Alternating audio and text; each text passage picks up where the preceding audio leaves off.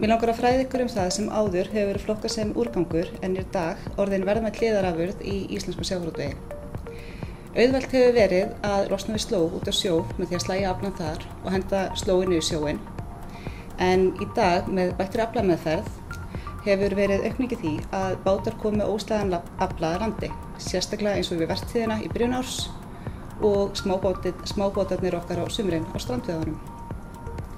Það hefur verið erfitt að losna við slógið í landi. Það var jafnvel bara sturtað í sjóinn frá landi, en í dag það orðið alveg bannað.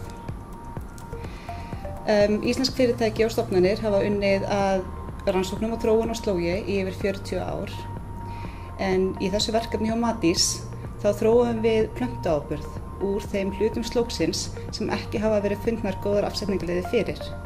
Við höfum til dæmis verið að taka lifur og hrogn, sjóða niður lifur, vinna hrognin í verðmætari afurðir, en restin af slóginu hefur verið svolítið svona erfitt að losna við.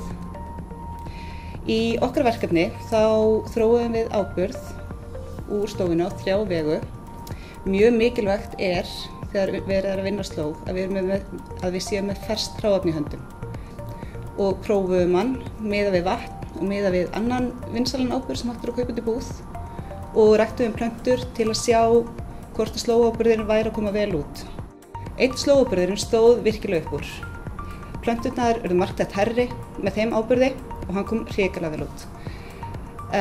Ástæðan fyrir því að slógáburðurinn er að koma vel út í plönturækt að hann er prótein- og steinefnaríkur og köfnunarefnisinnihaldið í honum samræmist mjög vel þörfum plantna til vaxtar. Þannig að í hnotskurn þá vorum við hér með verkefni þar sem við tókum vannýtta hliðarafurð og þróum verðmæta afurð sem vonandi hjálpar íslenskum plöntum að vaxa í framtíðinni.